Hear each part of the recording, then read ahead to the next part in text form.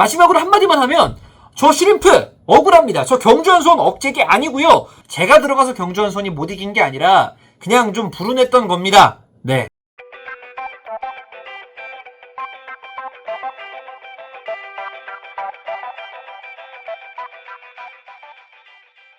슈아 여러분 안녕하세요. 시림프입니다. 저는 오늘 WK리그 13라운드 문경상무와 경주한수원의 경기 중계방송을 해드렸고요. 권희은 해설위원이랑 또 같이 했는데 제가 또 실수로 지금 제 앞에 서 있는 이 녀석, 이 삼각대라는 녀석을 사무실에 안 들고 가가지고 집에 와서 후토크를 혼자서 찍게 됐습니다. 못난 놈 자꾸 까먹어요. 아무튼 자, 오늘 경기 후토크로 함께 들어가 보도록 하죠. 가볼까요?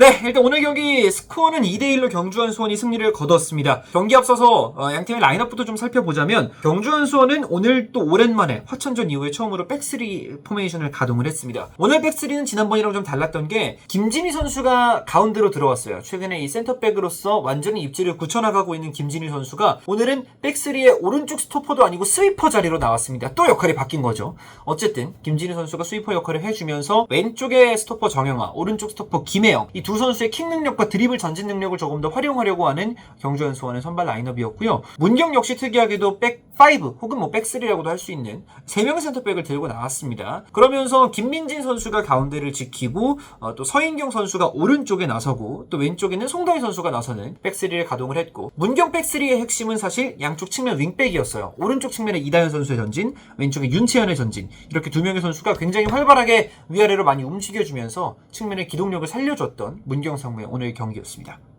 전반전에 점유율은 경주가 확실히 높게 가져갔어요. 그런데 이 문경상무의 수비 간격이 워낙 촘촘했기 때문에 문경의 수비 라인을 뚫어내기가 경주가 쉽지가 않았습니다. 수비 사이사이로 패스를 넣어주는 과정에서 계속 패스가 끊어졌고, 특히나 중원 지역에서 횡 패스가 들어갈 때 권하늘이나 뭐 노진영이나 이런 선수들, 박예나나 이런 선수들이 정말 기민하게 움직이면서 그 횡 패스를 끌어내고 오히려 역습으로 올라가는 장면들이 여러 차례 나왔거든요. 그러면서 문경상무가 초반 흐름을 좀 잡아가는 느낌이었습니다. 경주한수원은 이렇게 빌드업을 통한 이 축구가 잘 통하지 않고 문경상무가 어느 정도 라인을 좀 끌어올리면서 맞불을 놓으니까 아니나 다를까 또 빠른 선수죠. 김상은 선수의 측면 전진, 또 현슬기의 왼쪽 측면 전진을 활용해서 좀 롱볼 축구를 좀 추구를 하는 모습도 보여줬던 초반의 경주한수원이었습니다. 어쨌든 이 경주한수원이 잘하는 측면에서의 어떤 세밀한 조합 플레이, 또 빌드업을 통해서 상대의 진영으로 조금씩 접근해 들어가는 플레이들이 생각보다 잘 나오지 않으면서, 또 펠레 선수도 오늘 벤치에 있었고 광로영은 부상으로 못 나온 상태여서 측면에서의 개인 능력을 활용한 전진도 잘 이루어지지 않는 상황에서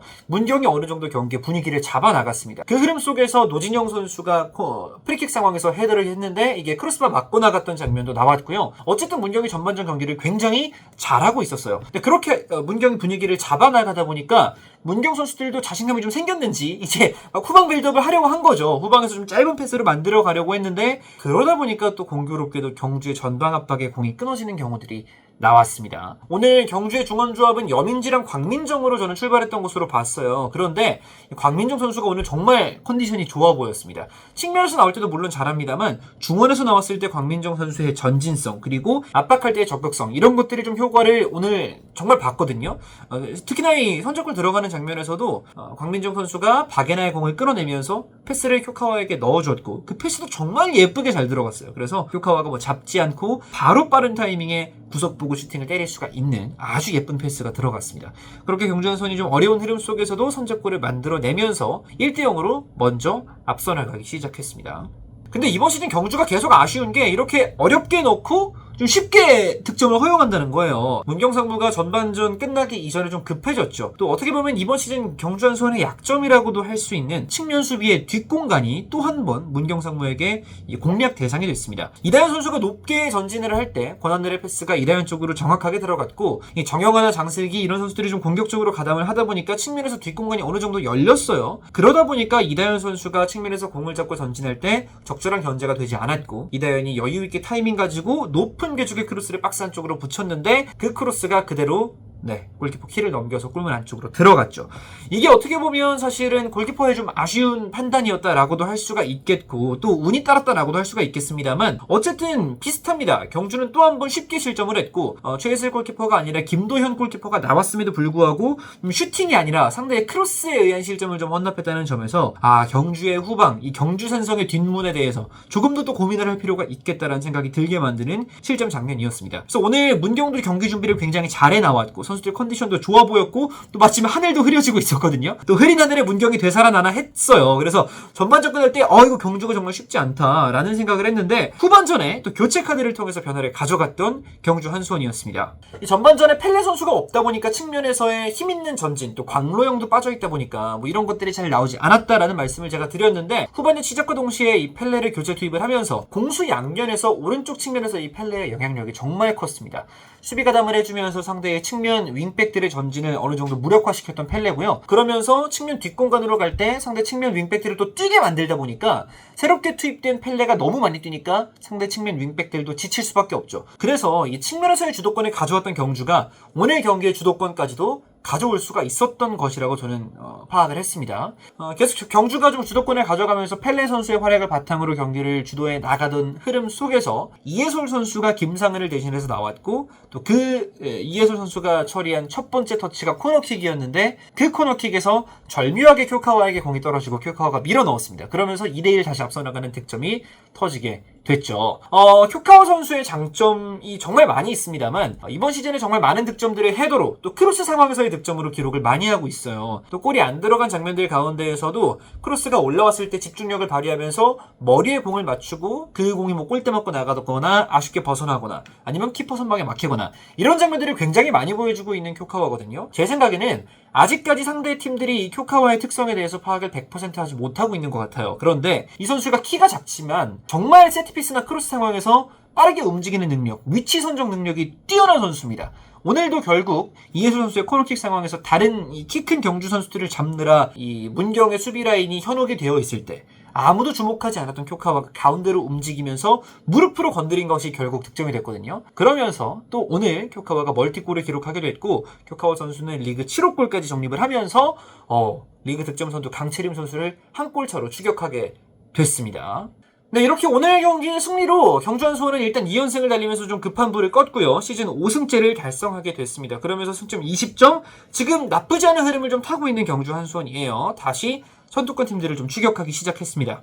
오늘 경기에서 화천은 이겼고 인천과 수원 경기에서 수원이 졌기 때문에 수원FC 위민이 22점이었고 경주가 20점이니까 이제 승점 2점 차이밖에 안 나거든요. 다시 플레이오프권이랑 승점 격차를 좁혔다는 점에서 경주 한수원은 좀 의미가 있는 경기가 아니었을까 생각이 들고요. 또 이런 좋은 분위기를 계속 쭉 이어나간다면 충분히 시즌 치르면서 기회는 올 겁니다. 경주 한수원에게 플레이오프 진출 또 그 이상을 기대하고 있는 팬분들에게 또 더욱더 보답을 하기 위해서 경주 한수원은 계속 힘을 좀 내줄 필요가 있겠습니다.